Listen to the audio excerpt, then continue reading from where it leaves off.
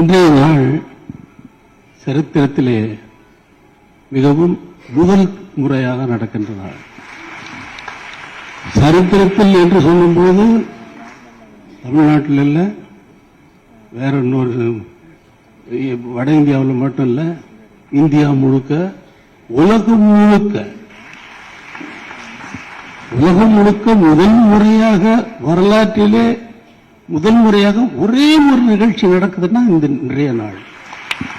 அது சரித்திரத்தில் என்றும் அழியா புகழை நமது இந்த காரியத்தை முடித்த நமது பிரதமர் மோடி அவர்களுக்கு சேர்த்து தரும்.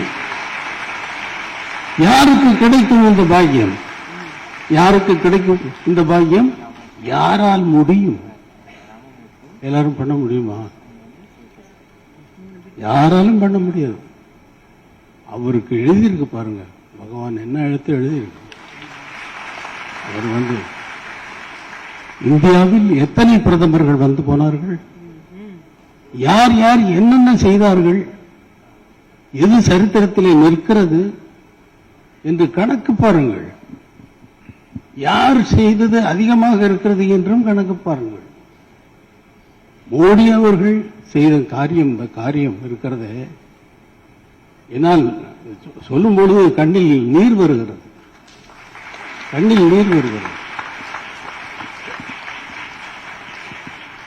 நமக்கு இந்தியாவில் எத்தனை கோயில்கள் இருக்கின்றன?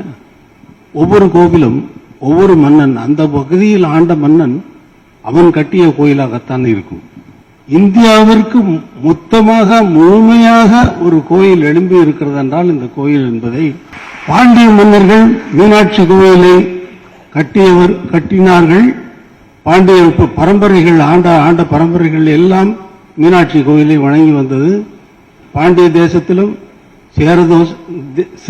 சேர நாட்டிலும் சோழ நாட்டிலே ராஜராஜ சோழன் பிரகதீஸ்வரர் கோயிலை கட்டினார்.